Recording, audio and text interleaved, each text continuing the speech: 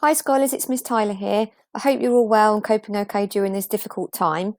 Today's assembly is about positive mental health, and more specifically, it's about positive mental health during the current pandemic that we find ourselves in, and obviously more specifically lockdown at the moment. So, I'm going to go through and talk about kind of things that we can do to support our mental health, and what to do if we're kind of feeling like we're struggling a little. So, I'm just going to start by kind of clarifying what is mental health.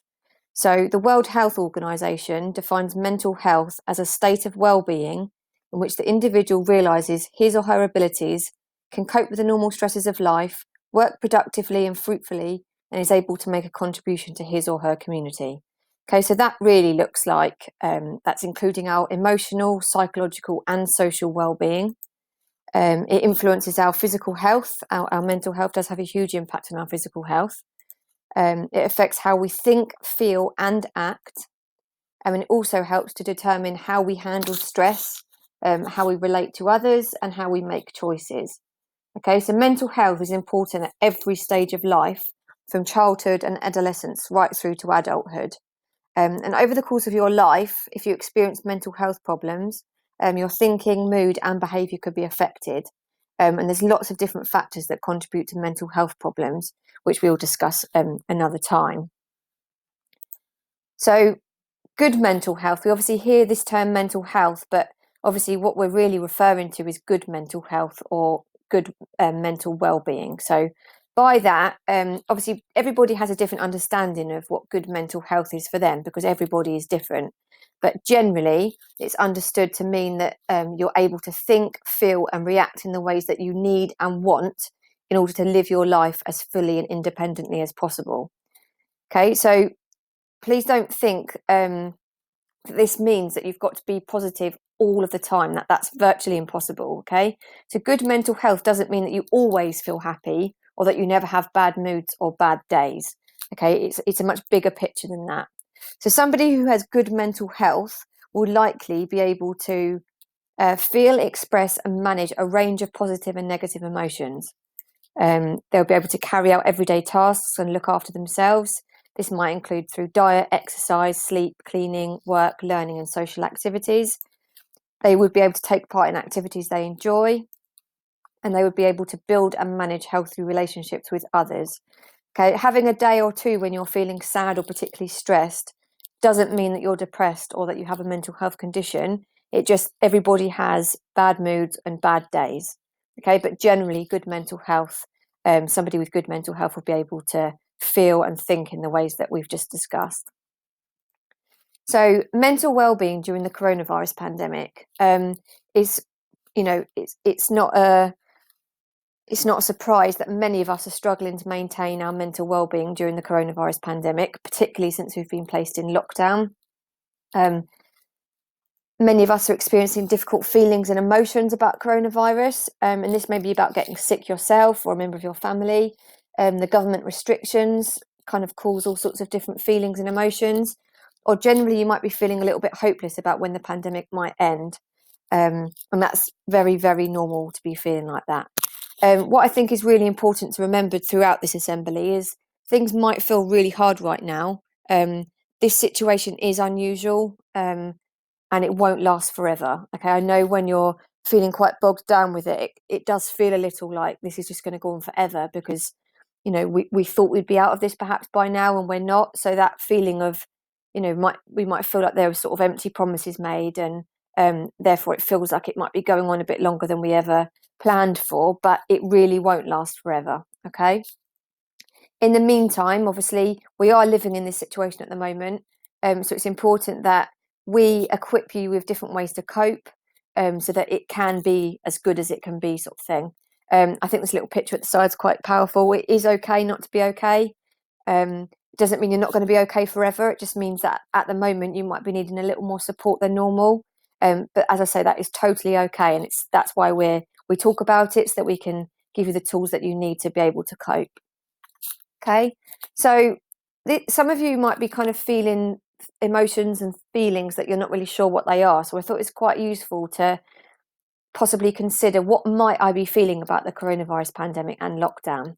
Okay, because sometimes you can't name that feeling and you might think you're the only person that's feeling like it, but you really won't be. So let's go through those now. So you might be feeling low or sad. So you might be feeling sad about how things are right now. If you're missing out on everyday social things like school, parties or sport, you might have had some really exciting plans or holidays that you were looking forward to that have been kind of cancelled or postponed, and that obviously understandably makes you feel sad. You might be feeling isolated or low because you're not able to see your family and friends. You might be feeling pessimistic about when the pandemic might end and when things might get a little easier again. I think people were possibly feeling more like that because we have gone back into lockdown. You might be feeling just generally quite worn down after months of living through this, especially if you're not getting on with your family or the people you live with. That makes everything kind of 10 times more challenging. And for some of you, you might be hiding parts of your identity from the people you live with. So you might have be exploring your sexuality, your faith, and you kind of feel like you want to be yourself again. But that you might be feeling a little restricted by that because you're kind of only living and only socializing with those people within your family. So generally, you might be feeling fed up or worn down. You might be pretty, obviously, all the things that might make you feel low or sad that I've just discussed, but also you might be feeling really frustrated that you think the government are handling things the wrong way. You might be feeling lonely or isolated. You might feel worried that these restrictions will keep you apart from your friends, family, and wider community, and that will understandably leave you feeling lonely or isolated, especially if you might be an only child. So your kind of ability to interact with other young people is obviously quite restricted, and that will obviously make you feel quite lonely.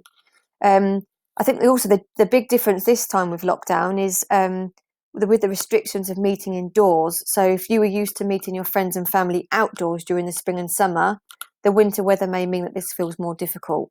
And that obviously leaves you feeling more distant from the people in your life. I'll be honest, I certainly feel like that myself. In the summer lockdown previously, I'd go for a walk with my mum, and that's obviously more difficult when it's pouring with rain and freezing cold. So I totally understand how that might make you feel too. You might be feeling angry or frustrated. There's lots of reasons why you might feel angry, and you might be feeling some of that from your parents and carers, that there's quite a lot of frustration felt at the moment around this pandemic. You might feel angry that other people aren't following social distancing rules. And you might also feel a bit pressured from some of your friends to meet up and feel a little confused about what you are and aren't allowed to do. So some of your friends' parents might be a little bit more relaxed about you meeting up, especially during school hours, and that might leave you feeling a little bit frustrated that you're kind of struggling perhaps with what your parents and carers are saying compared to what your friends and your friends are saying. You might just be generally worried, anxious, or scared. So you might be scared or upset because someone you care about has to go to work. They might feel unsafe at that workplace, and that's obviously going to make you feel a little unsafe and worried. You might have existing difficulties around coping with germs or hygiene, and coronavirus and social distance possibly is making that worse. You might feel worried about how coronavirus will affect your education. You might be feeling sad that you're not in school. I hope lots of you are missing school, because that obviously means that school is a place that you value in your life. You might also feel anxious that your relationships are changing during lockdown. Like with your friends, you might think, oh, they might not be my friend anymore when we go back to school. And it might just be that you haven't had a lot of contact with them. And the last one is unsupported. You might feel that there isn't enough kind of financial support for your family, or perhaps you particularly. You might also feel that there's not enough support coming from school either, in terms of your mental health, your online learning. That's obviously something that we are so keen to amend and make you feel more positive about. So we'll obviously come back to that later. But I hope generally you do feel supported. And if you don't, it's obviously something that we really want to work with you on to improve. All of these feelings are very normal. I expect if you asked your friends and family if they've been feeling any of those emotions and feelings, I would imagine the majority of them would be feeling at least some of them. Not always, probably, but at times I'm sure that they would be feeling like that. Okay, so it's very normal. So positive and negative coping strategies. So when we're kind of faced with dilemmas or difficult times, it's really important that we have a bank of kind of positive and coping strategies. So what do we mean by that? Coping is our ability to respond to and deal with unpleasant, difficult or stressful situations. Our ability to cope with things can vary. So one day we might cope really well with something, and then the next day it might be a complete disaster and we just really are not able to cope. And that's completely normal as well. Coping strategies are things that we choose to do in unpleasant situations in order to manage our emotions and help us to get through them, or to also lessen the effect that it might have on us. Okay, so you will have your own coping strategies for how you deal with stress or anger. But we're just going to talk through some kind of general coping strategies. So positive ones will be things that are good for our well-being in the long run. Okay, so some of those might be mindfulness activities, yoga, relaxation, colouring, that sort of thing. They're quite positive coping strategies because they're not going to cause you any long-term ill effects. But it's also important that we acknowledge that some people do have really quite negative coping strategies, and they're unhealthy ways of coping that can harm our well-being or cause other problems. And by that, I might mean something like eating excessively. Okay, so some people, when they're going through a difficult time, they kind of disregard their usual kind of wariness about eating healthily, and they indulge in food that, you know, you think in that time it's making you feel better, but long term, if you continue to have that negative coping strategy, you'd feel a lot worse long term. Other things might be playing your computer games for extended periods of time, shutting yourself away in your bedroom, not socialising with your family or your friends. They're quite negative coping strategies because they might end up making you feel more isolated, less motivated, and all those sorts of things. So most of the time we wouldn't set out to have a negative coping strategy, but they tend to be quite impulsive or urge driven. And at that time you might not realise that that's negative and that you're trying to escape from something. So always, if you're unsure about kind of ways that you're coping, this is why it's so important that you're talking to people. And we're obviously going to come to that. Okay, so I think this is really important. And while things remain uncertain, which obviously at the moment everything's quite uncertain, we have to focus on what we can control, and take positive steps to look after our well-being. So much of what's going on at the moment we aren't able to control, so we have to fix that for ourselves by focusing on the things that we can control. Okay, so understanding your feelings. So we're just going to talk through some of the things that are important ways that you can kind of cope with, particularly with how we are, you know, the situation that we're in at the moment. So understanding your feelings is really important, and that sounds like a really simple thing, but actually that can be really quite difficult at times. So talk to someone you trust about what normal looks for you right now, so to help you accept what's happening.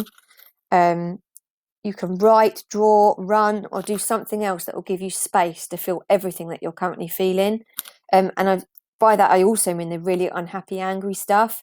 If you try and park those feelings somewhere in your mind, it will snowball, and you'll add all that negativity in your head, and you'll bottle things up.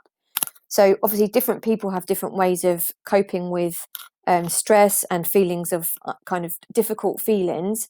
Some people write things down, so some people keep like a diary. I know as a pastoral team we often encourage that for some of the scholars who might struggle to talk about their feelings, so writing things down is really positive. A lot of people draw. That might even just literally be scribbling on a piece of paper to let out some stress, or there's lots of really lovely colouring books and things for teenagers, adults, that kind of really help with that kind of calming technique. A lot of people find exercise a really good way to deal with their feelings. I personally do that. I find it really important that I exercise or run to kind of give myself a bit of headspace. But as I say, don't ignore those unhappy and angry feelings. Give them space to kind of let them out. So recognise and challenge unkind or unhelpful thoughts.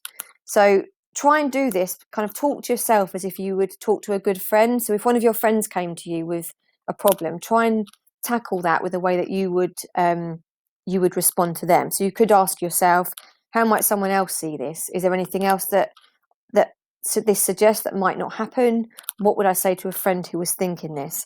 Okay, so if you answer those questions in your head, that might help you to think more rationally and more calmly. Sometimes you can't pinpoint what that feeling is. and that leads to kind of more frustration. So there's an emotion wheel that you'll find on, if you Google it, or it's available on websites such as Mind, which I'm going to come to later. And that might just help you name the feeling that are hard to pinpoint. So here on the next slide, this is an example of an emotions wheel. Oh, sorry. So you can see right around the wheel, there's various different emotions. Some are obviously positive emotions, some are slightly more negative, but there's loads of emotions there that might help you think, oh, okay, this feeling that I'm feeling is I'm irritable, or I'm feeling a little bit nervous, or I'm really proud. And sometimes just having them in front of you to read through might help you understand how it is that you're actually feeling, which can be quite reassuring. Okay, so as I say, you can Google that and it will come up. It's called an emotions wheel. So building relationships. It's really important at the moment that you're spending time with your friends and family, whether that's in person or not. That can really help us to feel better and boost our well-being. I appreciate that at the moment, because of the lockdown restrictions, we can't necessarily meet in person. But as your generation are incredibly savvy with technology, and there's plenty of apps and things that you're able to use to be able to keep in touch virtually if it can't be face to face. Invest time in the relationships that you want to grow and build, and they're ones which you can rely on for support as well as fun. And by that, I think I'm also referring to things like, I have many conversations with some of you where you talk about the followers and things that the followers you've got on apps like TikTok and Instagram, where you don't have, you don't know those people necessarily. They're not, relationships that you're going to really benefit from. So try and focus on, proper relationships with your friends who would be there for you in the same situation, that you can grow and build during these times. You can support each other. Okay. And as I say, you can rely on those people for support as well as fun. Keep in touch with your friends and family. It's very easy. I've been speaking to a few parents and carers recently over the last couple of weeks where they've said, oh no, they're not really interested in talking to anybody. And that will feel really quite daunting for you if you're somebody that's kind of coping in that way at the moment, that when we come out of this, you'll feel quite isolated if you've kind of not kept in touch with your friends. It doesn't have to be all the time. I'm not saying sit on your phones all day, because as you know, I'm quite against that anyway, but just keep in touch with people, perhaps via Zoom or FaceTime, just so that people are kind of in your life still. Share how you feel with someone you trust. And this can help strengthen your friendship as well as giving you both a chance to support each other. As I said before, those feelings are so normal that the chance of your friend is feeling much the same. Okay, so support each other with that, but obviously only with somebody that you really trust. Choose an activity that you can play outside whilst distancing. So obviously social distancing feels a little bit awkward at times, particularly with your friends and family. So choose an activity that you can do perhaps outside where social distancing feels a little bit more normal.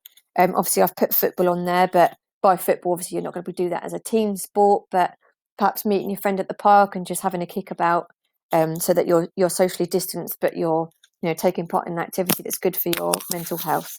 And it sort of doesn't make social distancing feel quite so weird.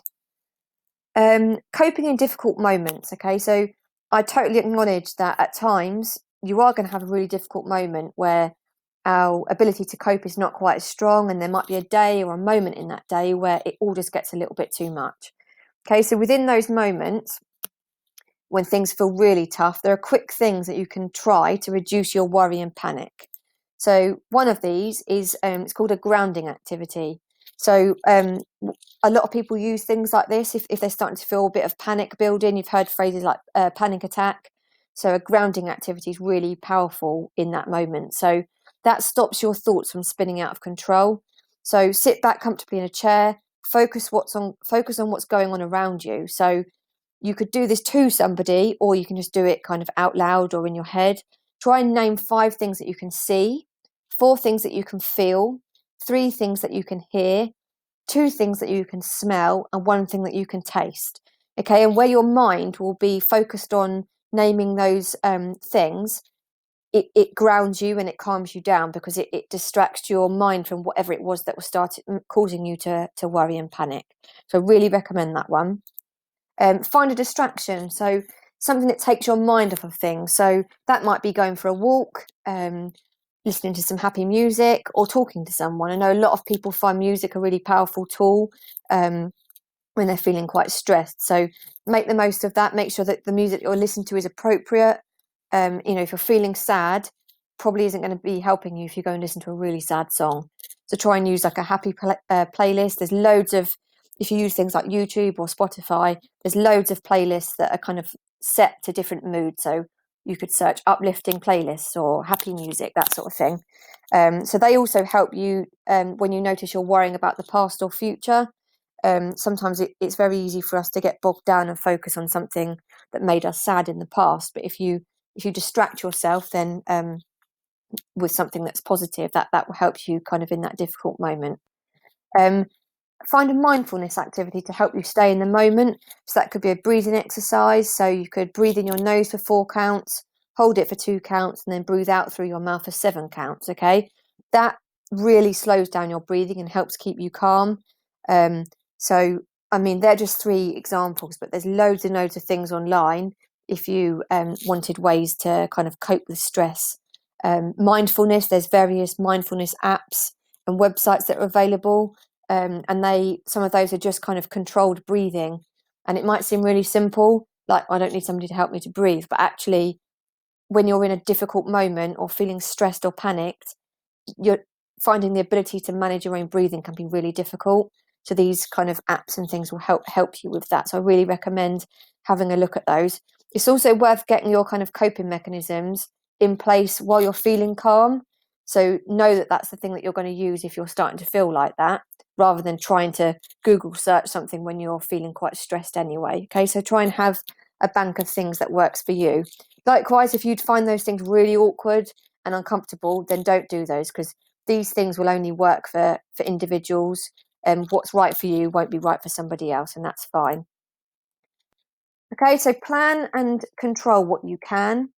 I think this is really important, and this little image at the bottom is quite useful explaining that. So there's things that matter to you, things that you can control, and the bit that you need to focus on is that bit in the middle. So things that matter and you can control.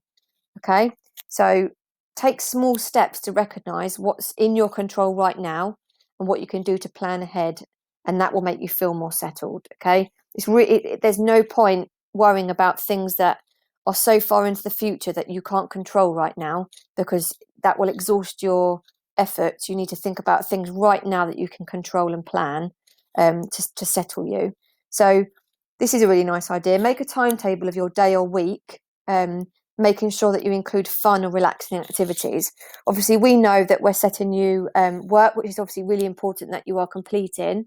But within that, we obviously give you a suggested timetable, but within that, factor in some fun or relaxing activities. So obviously, we've always said it's important that you're factoring breaks into your day, but during those breaks, you might want to think more carefully about what you're actually going to do with that break. So in one of your breaks, you might think, right, I'm going to do some colouring, or I'm going to go for a walk around the block.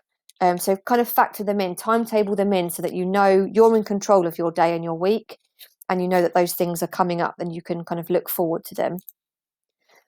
This is really important, and I know a lot of my adult friends do this as well.